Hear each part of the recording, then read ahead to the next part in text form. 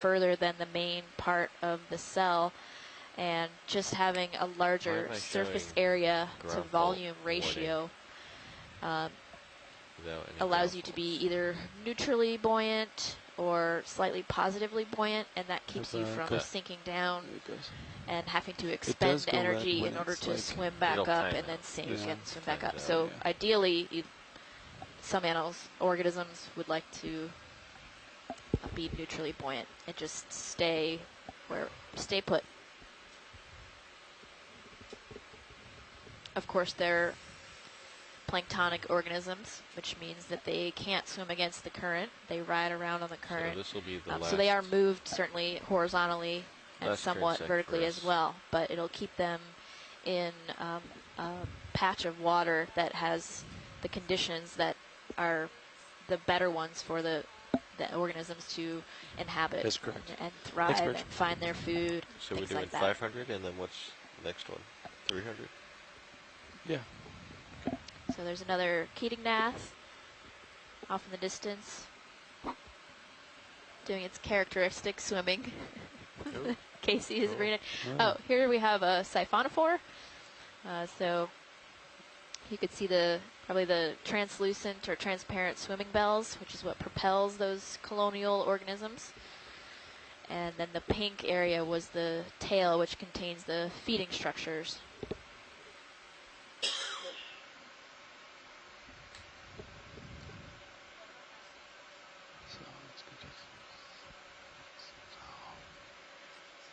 Oh yeah, so we know what people have, we heard a little bit earlier about what different people have studied, and maybe those are your favorite organisms, but could people on the line tell us what your favorite midwater organisms are, whether or not those are the ones that you studied or not?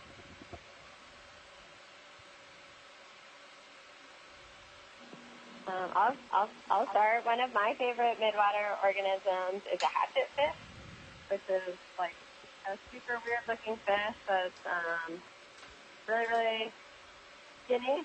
So really, like, if you look at it straight on, it almost looks like a line up and down, but if you look at it from the side, it's really wide.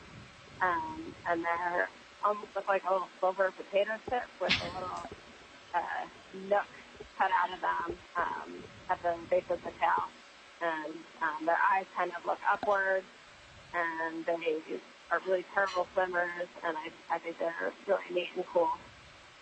And there's something I always think of as being really pelagic, but by doing these ROV dives, we actually often see them associated with the seafloor. I know there's been some dives where they've been associated with corals, but it's something I've been thinking a lot about, and they touch place in different roles in the ecosystem, and we kind of traditionally think of them as playing. And I did actually study those for a living at one point, along with other fish out there. Yeah, the hatchetfish are great, actually. So that's a really good example of kind of combining a lot of the different characteristics that midwater organisms have to deal with living in the water column. So, as Amanda was saying, they're laterally flattened. They have upward-looking eyes. They are very reflective. Those are some common characteristics we see. Does Deep Discoverer count?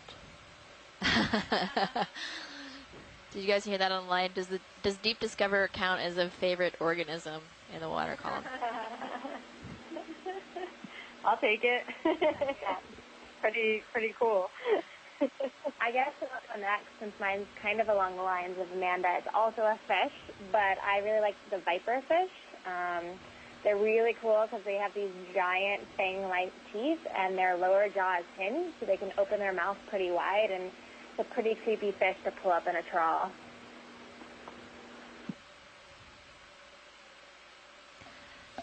Okay, so Scott France's favorite midwater organism is Phronema or Phronema, depending on how you want to pronounce it, which is a transparent amphipod that lives in the water column.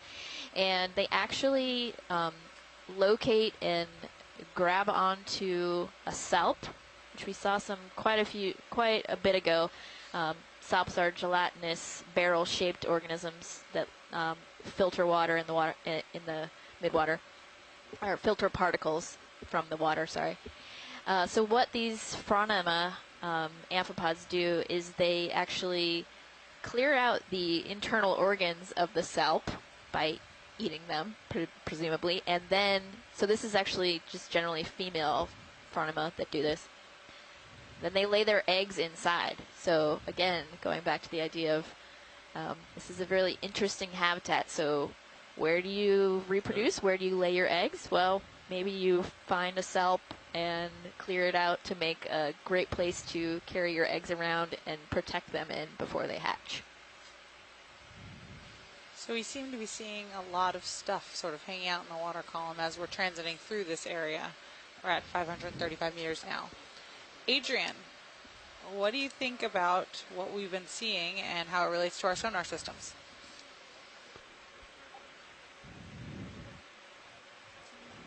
Yeah, so Amanda and I were just chatting earlier actually about the deep sea scattering layer. So the layer that you can see in the sonar. So camera 3, there's 4 different sonars that you can see, and there's Quite a bit of current. relatively strong layer in our 38 kilohertz. I have to push forward quite a bit to stay in first area. It's pretty amazing. They're chatting how we don't really see that layer strongly in the 18 kilohertz. I'm only going 0.3 frequency that you on can the see there. shoulders.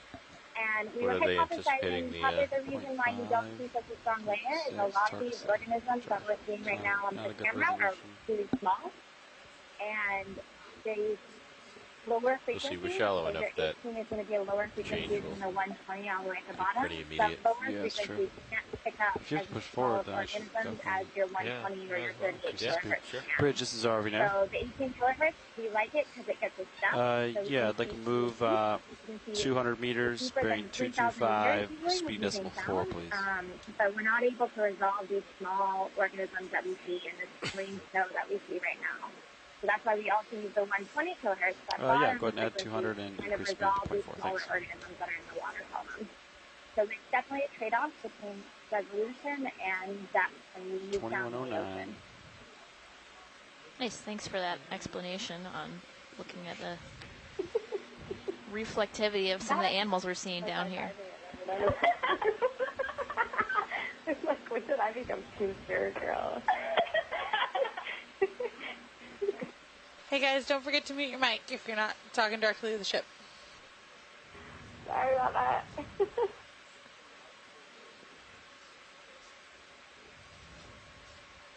So we're coming up to, we're almost at 500 meters where we're going to do another midwater transect.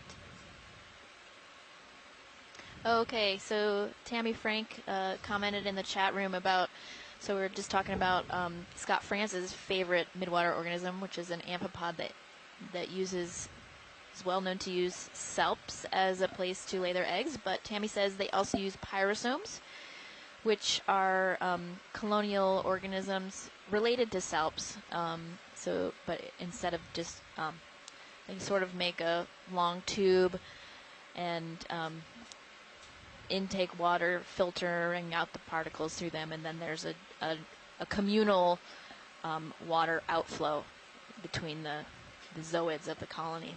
So the amphipod Phronema also will use these pyrosomes as a place to lay their eggs.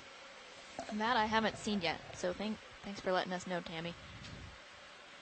I have every once in a while had the opportunity to see Phronema in salt barrels. All right, almost there.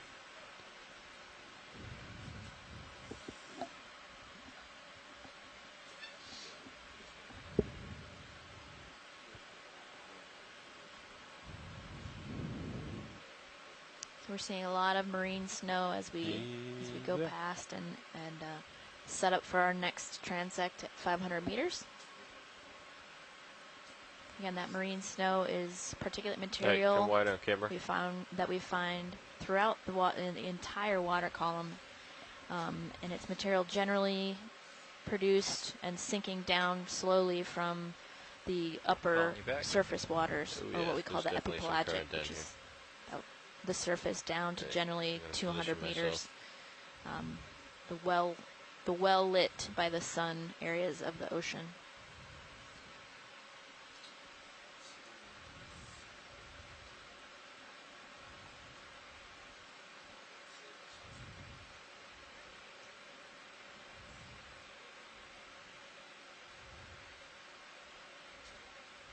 So it looks like we're almost ready to start the transect. See, oh, there's a fish right there on the left. Jelly down on the right. Right. Good, Josh? Yeah? Yeah.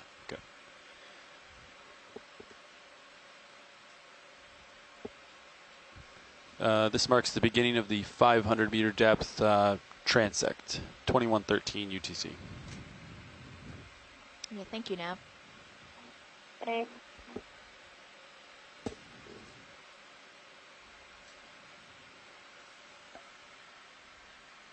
Let's get this guy on the right.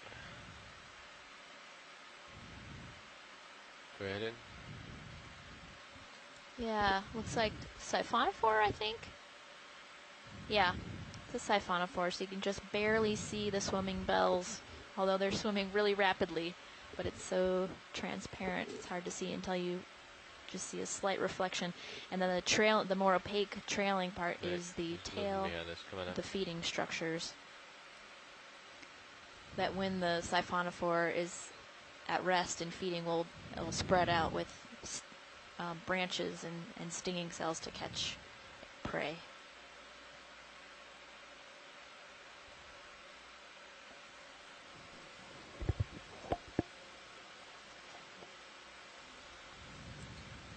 You could probably increase that move a little bit. Yeah? Yeah. Heather, are you out there still? Bridge, this is ROV now. Go for it. I sure am. We'd actually like to We didn't get a chance to have you answer what your favorite midwater organism is. Thanks, Bridge. So I have a favorite in every phyla. So Okay. I'll just pick for now 60 degrees. the Christmas tree worm.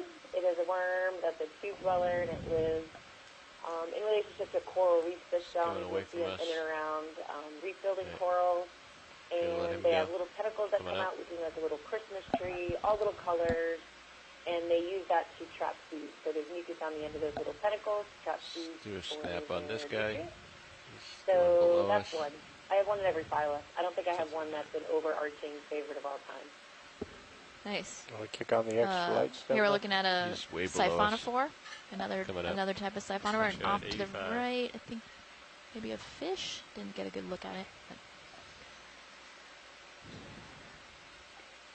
All right, Heather, since you brought up coral reefs, why is the water column important to coral reef organisms?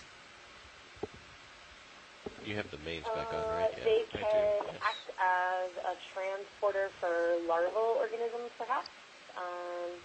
Lots of coral organisms live as adults on coral reefs, but the larvae use the upper water column towards the epipelagic, like you guys had mentioned earlier. Okay, we're seeing a tomopterid worm right now. Sorry to interrupt you, Heather.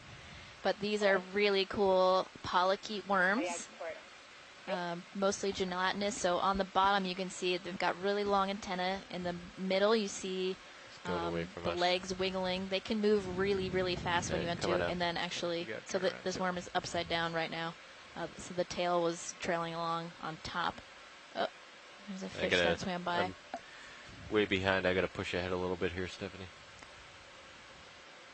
Yeah, no worries. Thanks. So the ROV was getting tugged a little bit by its tether, so keep on moving. All right, Heather, you were saying, sorry, I just wanted to touch on that worm that we saw.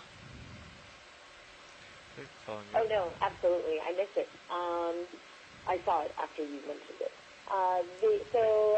Open ocean animals come over and visit coral reefs. Larvae and eggs and dispersal and things happen across the mid-ocean water system. So a lot of that is important for corals that are around more coastal systems. Great.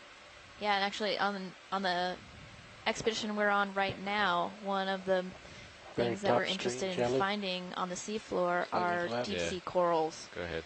And I'm not a coral expert. I don't know that much about deep-sea corals, but I would assume that their larvae also use the water column to transport to other places for attachment. So doesn't seem like we have just like Heather was saying, the water column is really important even for animals that don't spend their entire lives in the water column. Is the issue, Roland? I'm rotating to keep them in, and they're moving away from us. Rather than normally they come in on us and hit the optimal light pool. So I think that's what you're seeing.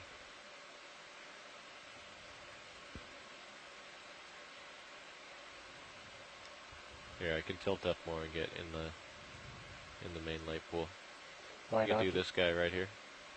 Actually, can pilot. This is a Go ahead. science. Can we look over to the right? There's a long skinny Come on out. thing. Skinny thing here. Yeah, come on in. Yeah, thanks.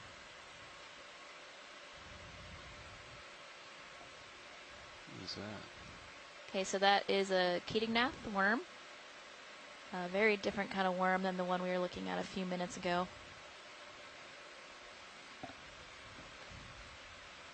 And this one actually has a couple sets of fins along the body as well as the end. All right, go ahead and roll. Unless that's max. No, Basically you a gotta tilt gelatinous it. worm with hooks at the one end used for capturing a very, very common crustacean in the water column, copepods. All right, yeah. Turn to me. Thanks, pilot. I'm turning the wrong way. Still got you on my fisheye, but Yeah, I'm way behind you. yeah. Yeah. Coming around.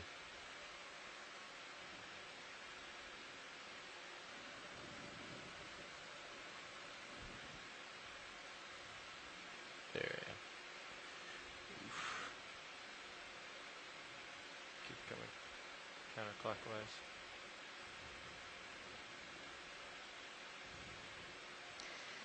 So Tammy Frank made a good point about a few minutes ago. We were talking about deep sea coral. So deep sea coral, since they're living in an environment that has no Got 3 minutes sunlight, left. they don't have zooxanthellae like shallow water corals do. Those zooxanthellae in shallow water corals provide some I'll just keep you here of if you the want to turn nutrition sideways into it and for kinda the go corals. across this way. Therefore, deep sea corals don't have I mean, that. we can try it. They but rely it's completely whipping on across right now. Sure. material flowing by them in the water column to provide their nutrition, which is why they are found in high current areas, because they need a lot of water going past them to get enough food. So thanks Coming for up. pointing that out, Tammy. Get this guy real quick. And so that's a siphonophore. So on the bottom, again, is the transparent So fast. swimming bell, trailed by the feeding structures along the tail.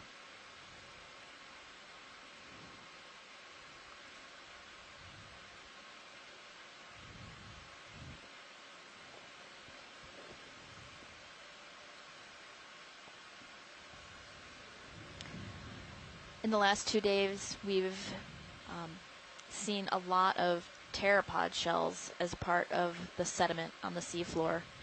So I'm really hoping that on one of these transects we see a live pteropod, because they're one of my favorite groups of midwater organisms that I study them. So my fingers are crossed here in the back row that we see right some. here. Looks like a radiolarian. Been seeing a lot of those. They're coming up. And we were talking earlier about, one of the things that midwater organisms have to contend is the fact that they will sink through the water column if they are not negatively buoyant. So there's different ways to achieve neutral buoyancy, one of which is to have long extending this fish right structures like that radiolarian, and that makes it so they sink more slowly. But this is another arrowworm. And Bridge, this is RV it's not a normal behavior much that we distance do you have observe. from They Maine do in swim that like move? that, but they generally swim much more rapidly. Okay, great, thanks. And not above like me. this. So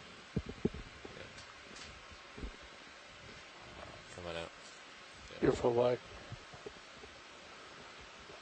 Okay, pilots. Looks like you got a quarter of a minute left. So that's it. That is the end of Heather's asking 500 meter if we transect saw a header pod. pilots. I didn't see anything that looked like a header pod, but Start coming I up to 300. could have very well Okay, missed if it. you want to recenter, we got to continue over. So many different You parts had of the screen to look at when 0, you're doing a midwater transect. It's easy to miss If you want some me to face into the current cool on the things way that up, we but if see. you want to try that, Current at a 0, 0. that's where it was coming. I was streaming across this way. Okay, we can go that way. Do you want me to change the ship movement direction, pilots, or not? You're going in the direction. Well, I'm going. I I'm mean, cutting you can go more south, Yeah, I can go more south. but so check I the think. ADCP, see what you see on the next level. It's all southwest. Now this is science lead. Go ahead. Are we done with that transect? Yeah, Okay, sorry. yeah. No worries. I saw that it was time, so Yeah. yeah, we're done with that. Okay, turning off your mains. 10-minute, 500 Mains are meter off. transect. So now we're gonna move Ready to to ascend when you are. what's the next one. So you think 300 north, I can meters? move the ship south then? Follow you up to 45. Do we have time for 2 more to be able to do 400 and 300 or no? No, we don't have time. You can tell her. Hey, Okay, when you're ready, you can zoom in on the main HD. All right, you can start heading up, Andy. coming up. It's good. 10 meters per minute. So yeah, now we're moving from our 500 meter transect up to 300 meters. There's a fish that just quickly swam by the camera. On the stuff that's going by. So they're just trying to sort of see things as we go through them.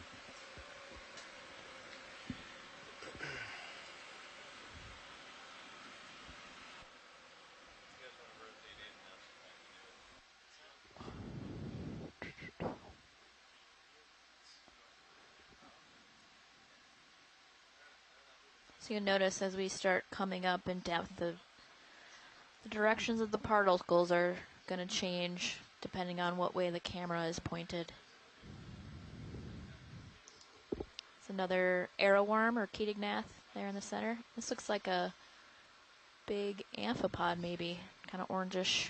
It's hard to tell.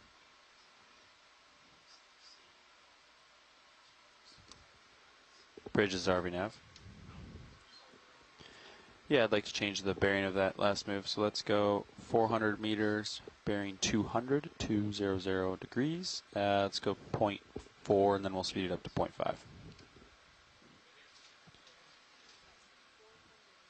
We're in the right depth zone between 500 and 300 meters to see a hatchet fish, right, Yeah, Amanda? let's hold 0.4. Yeah. Sounds Sorry, good. what was that? I was just wondering, so 300, Great, thanks. 500 meters is a pretty good depth range for hatchet fish, as far as I remember. Kind of like the upper mesopelagic. Absolutely. Yeah. All right, pilots. Yeah. So I'll explain what I mean by mesopelagic for any Adjusting the ship non-science movement people to out be there. So we have 200, sort of so semi-arbitrary little more divisions of towards the water south. column. So that's what ADCP is indicating. The first I'm going to get them going at 0.4. the first and zone, then the maybe go up to shallowest zone from the 0.5, surface depends on how down you feel. to 200 meters, we call it epipelagic. And at about 200 meters, depending on how much particulate material is in the water column, you really have lost a lot of the light coming from the sun moving through the surface waters. So from 200 meters down to 1,000, we call that the mesopelagic. So I was just talking about potentially seeing Amanda's favorite type of fish in the upper mesopelagic. So this range that we're in right now. So we're at 469 meters right now. Move initiated. Thanks, Bridge.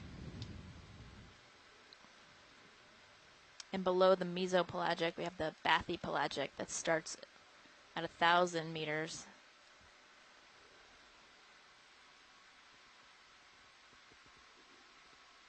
Now there's a good-sized siphonophore over here on the right. You just see the tail.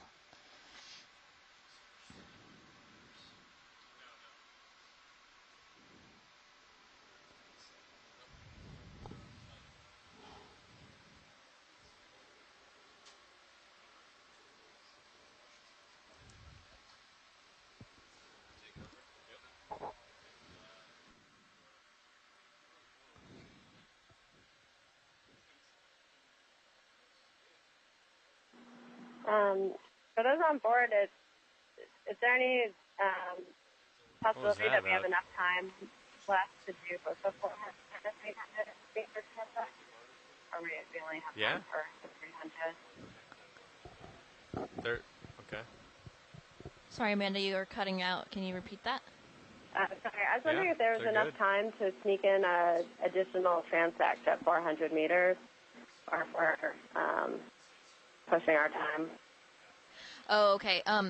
Yeah, I guess so. That's a nav question. Yeah. So he heard you earlier, but then I guess he didn't respond on the OKX channel. So he said no, there's not time for a 400-meter transect. Sorry.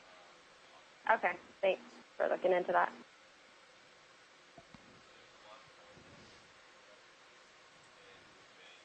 Actually, that might have been a pteropod we just went by, but it's hard to tell. So.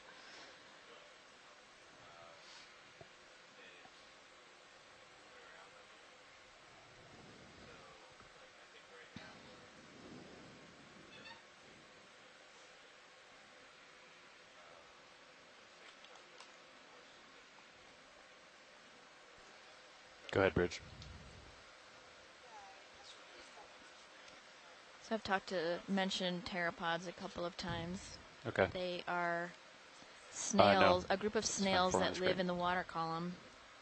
And one of their adaptations to living in the water column is to having a very reduced, very thin shell so that they are not as heavy and therefore don't sink as quickly. And they are one of the groups of organisms that living in the water column that take advantage of all this marine snow that we're seeing. So all this particulate material that we're seeing as we go along, we call marine snow, and sinking slowly down to the bottom. Generally, go ahead, Rich. Material from dead organisms, it's fecal material, but a lot of it still contains usable nutrients. So a lot of the midwater organisms take advantage of this potential food source. And pteropods are one of those. So they actually secrete a mucus balloon or a mucus web, and they hang on to it and hang out below it.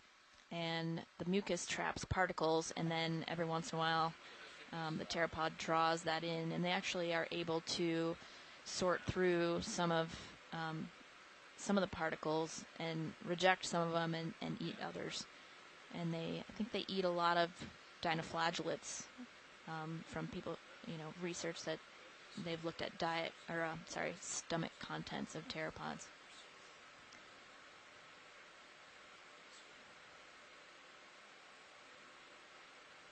Dinoflagellates are one of the single-celled phytoplankton that are photosynthesizing up at the surface, using the sunlight to photosynthesize and reproduce, multiply. And then once those single cells die, they start sinking down as part of the marine snow in the water column. We just saw another tomopterid worm go by. One of those gelatinous worms. Yeah. Shit. So we're at 427 meters now. Pilot, go pilot. Moving up to do our final transect for the day in 300 meters water. Nav, co-pilot. Right now we're having we're going to 300? Looks like we're having a crew switch over the pilots, co-pilot and navigator.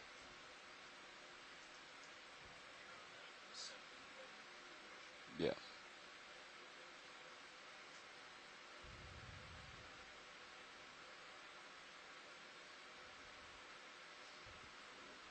Bridge, RV nav. Can we increase the speed to 0.5 knots? Thanks, Bridge.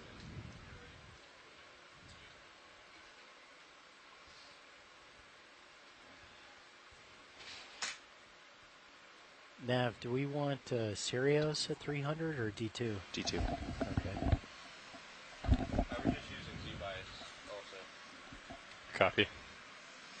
So Tammy Frank has corrected my misspoke when I was talking about the zones in the water column being arbitrary. So the epipelagic, where there's from 0 to about 200 meters, give or take. Again, because Down at depending on the 45. turbidity and particulates of the water column, that's where there's enough light for phytoplankton to photosynthesize. And below that depth, where the mesopelagic starts and goes down to 1,000 Trying to meters, come up faster, Andy.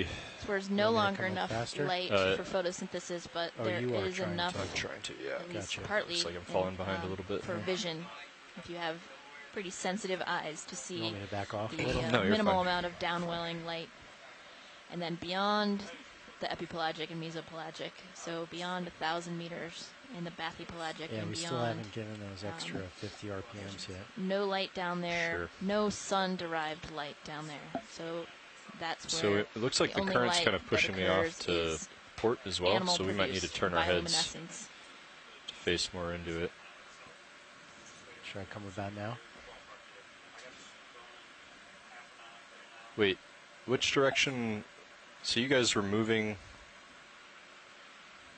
So you guys, which direction were you guys facing before I sat down?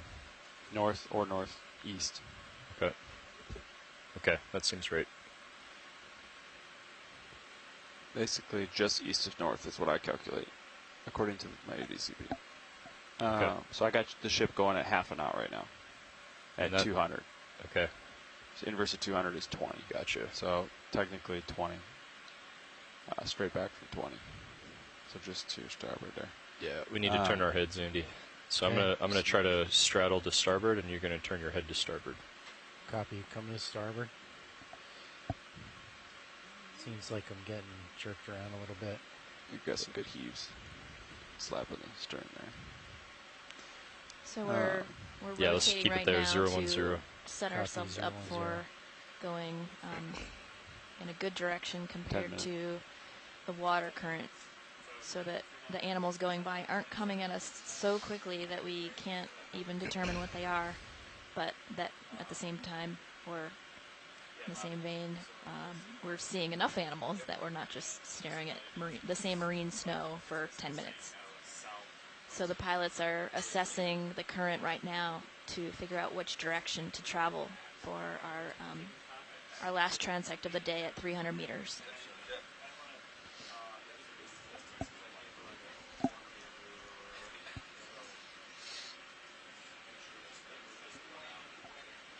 So, Bridge, how much distance do you have remaining on that ship move? Okay. Thanks.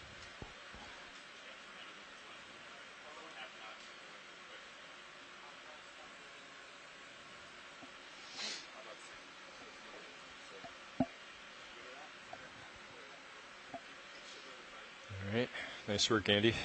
Thanks. Keeping it dialed in. Looks good. I think we're slowly getting settled in here. I still feel the current pushing me As I to port, mentioned, but we're Yeah, having it's a little more manageable now. It's I'm that cheating time my of set the point a dive little where bit we're to having a start and crew try and switch over, so compensate. the pilot, the sounds good. co-pilot, and the navigator are switching out right before our last transect for this dive.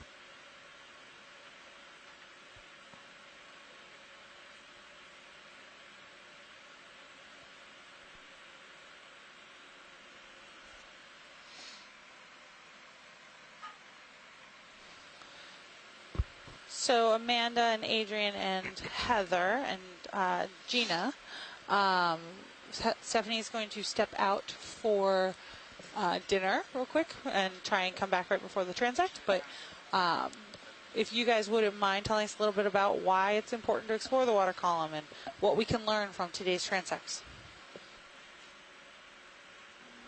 Yeah, I'm gonna keep Sure, coming so, to starboard.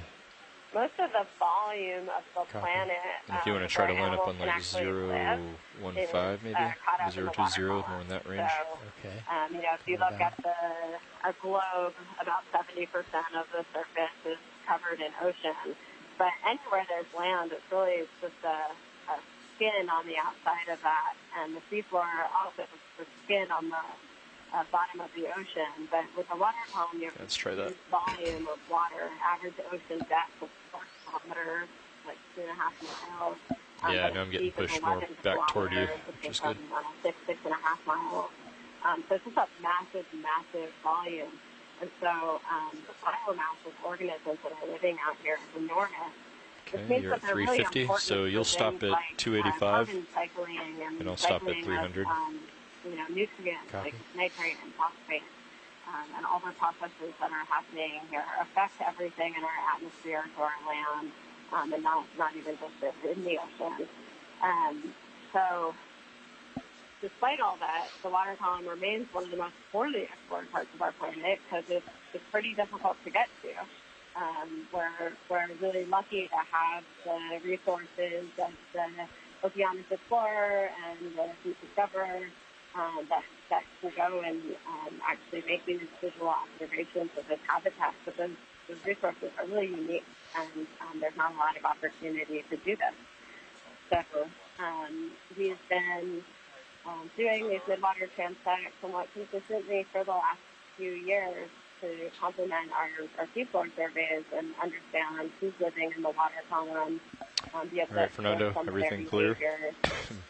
Everything and clear. What's out there in these, So do we have like an end time that Bobby wants to stop at? No, we have plenty of time. He said, on these transects,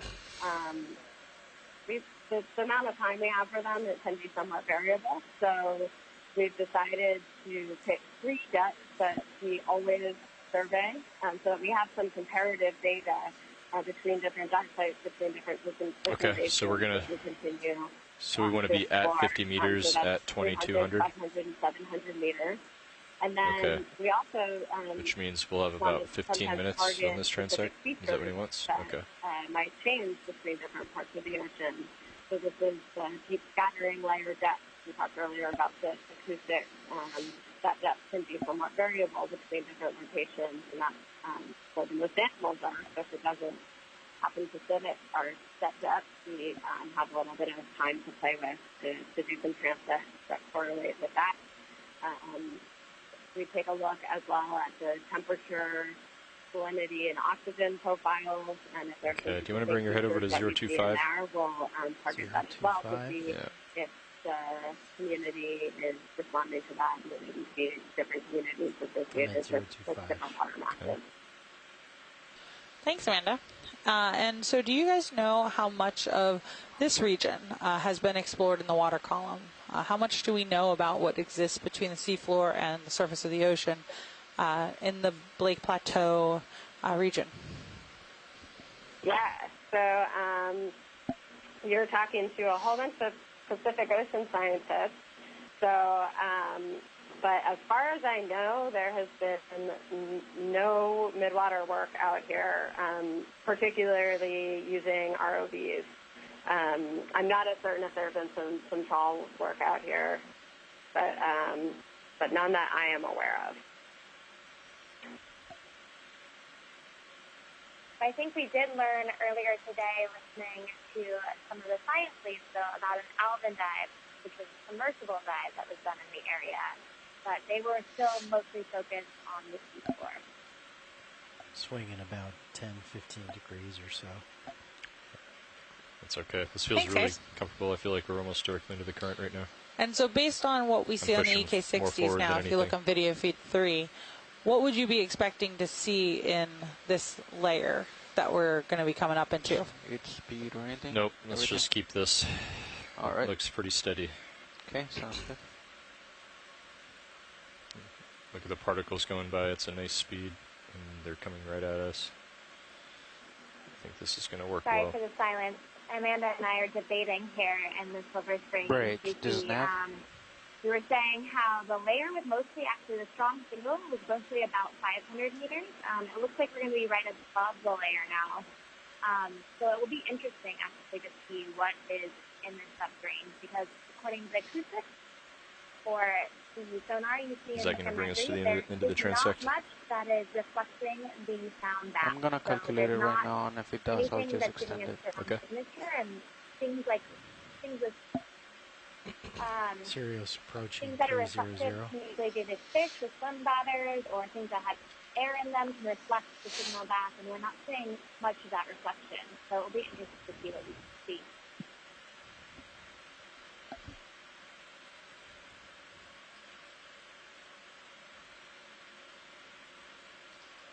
Thanks, Adrian.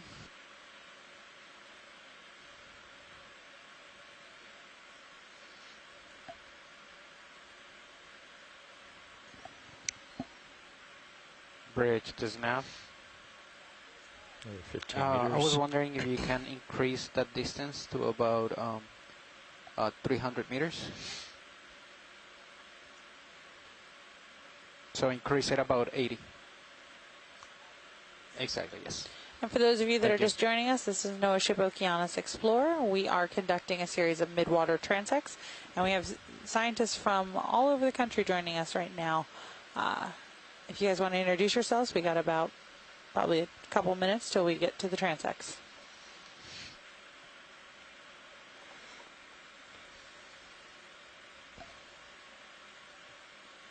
Great. This is Amanda Nepern. I am an oceanographer with NOAA's Ocean Exploration and Research Program. Copy, thank you. I'm sitting here in Silver Spring, Maryland at our Exploration Command Center.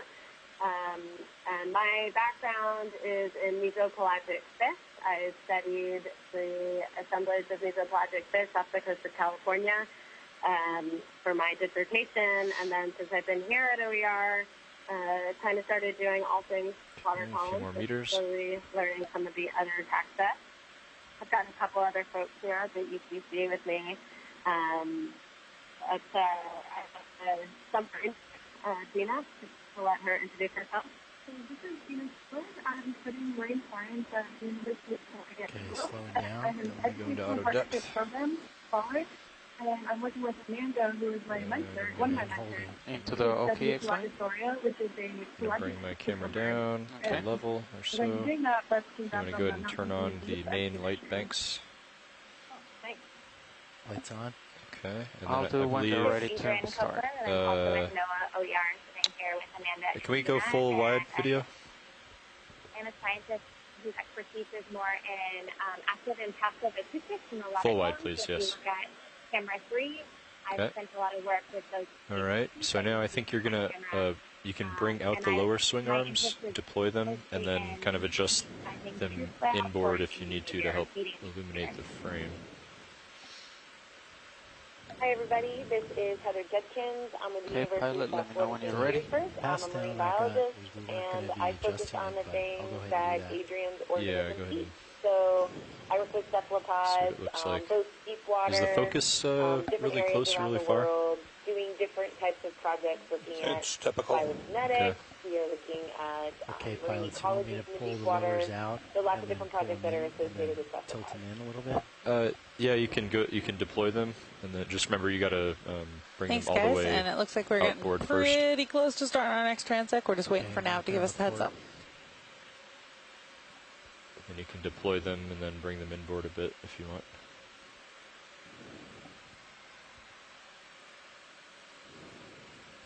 Kind of high up like that or low? You can, yeah, I think that works.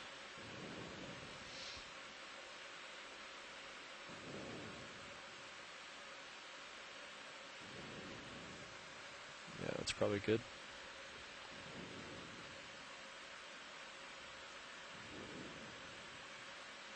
Can we try turning on the fog lights? Let's do that. I haven't done that for Midwater. How's that video? That's much better, isn't it? Well, it gives us a lot of backscatter now. I mean, we have stuff close in. Yeah. We don't have anything. I think we're masking stuff in the distance at this point. We have Okay. to look through all Would you the close Would you stuff. prefer if I leave them off then? Yeah. Okay. Yeah. See, now you can see out in the distance. Okay. All right, shore side. We've got a new shift in the front row. We're just settling into our 300-meter transect, and we're adjusting the lighting to try to bring the creatures into the light pool. So we're going to go ahead and call this the start of the 300-meter transect. I believe we just have about 10 minutes or so. Well, thank you.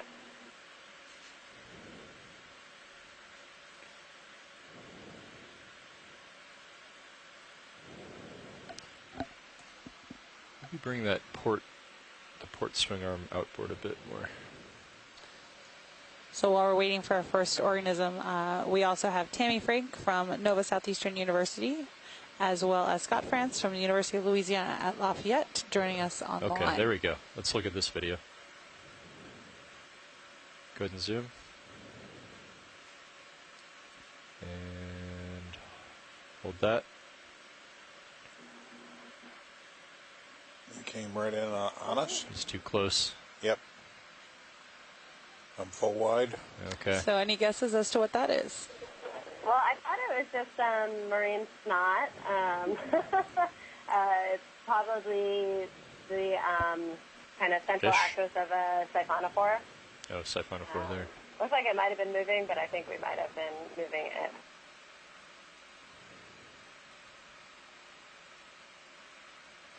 Here is, He's out of it. I believe, a siphonophore. Okay, let's go full wide. Yep. I gotta push ahead.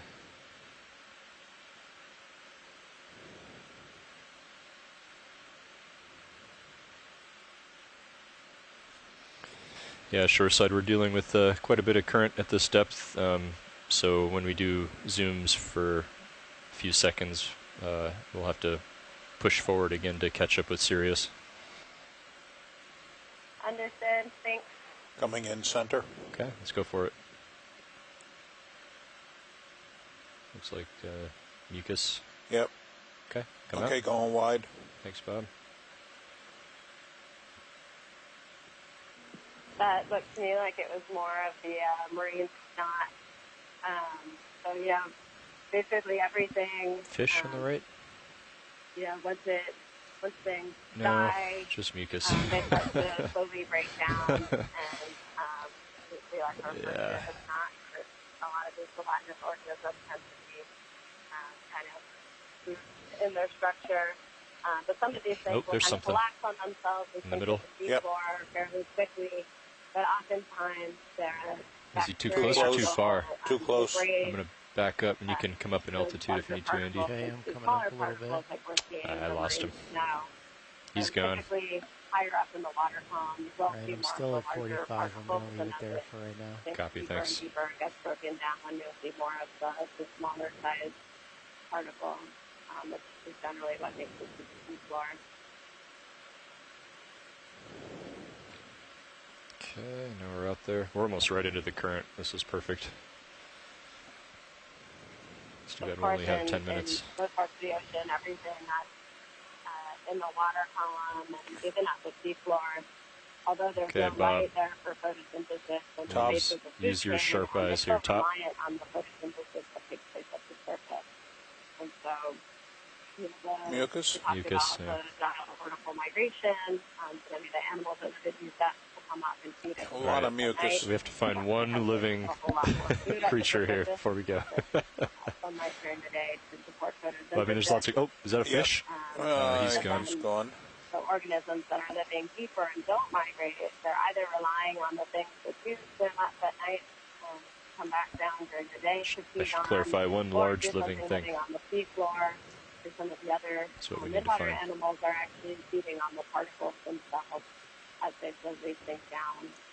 So, the primary, I'll push the ahead. productivity Is that more in the mucus? deep is really I think so. often paralleling what it is Yep. at the surface.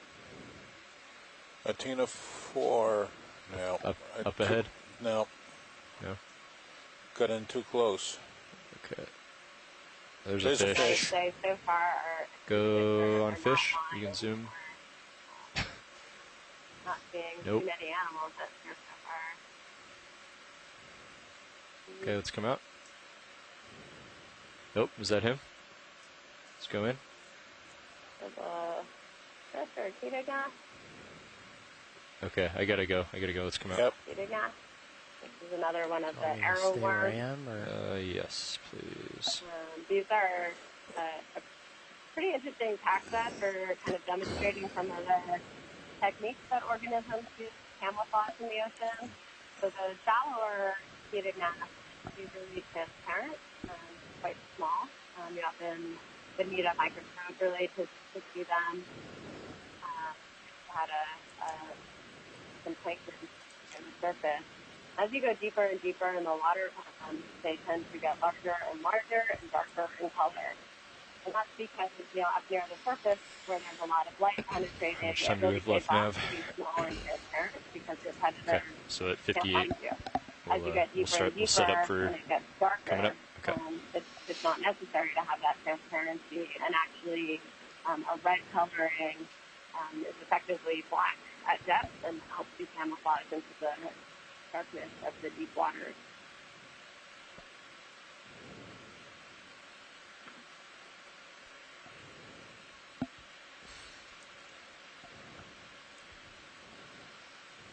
fish. That was fast. Yeah.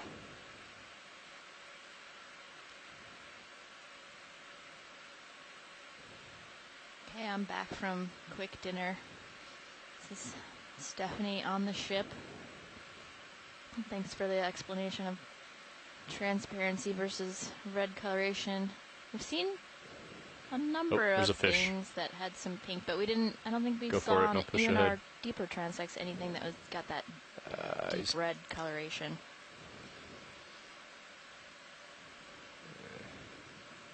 I.e., effectively black.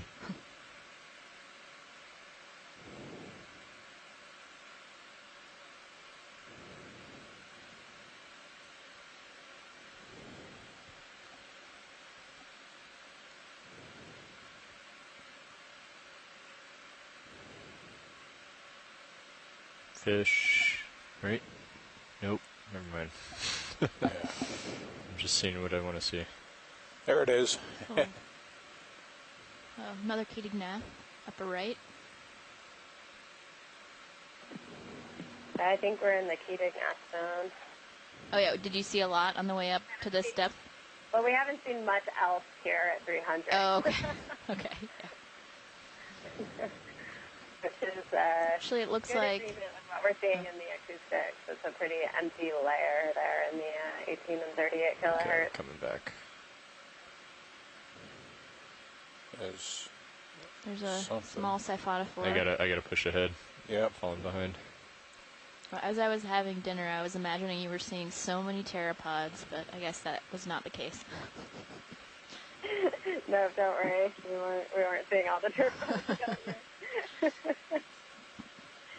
I actually have been amazed. I didn't have much chance to pay close attention to the benthic part of the dive earlier today, but yesterday I was in here for a majority of the dive, and I was amazed at. I don't think maybe I just have never seen them in the Pacific. It might be below the depth, the calcium carbonate compensation depth, and so maybe they just dissolve or for whatever reason, but they were all over in the dive yesterday.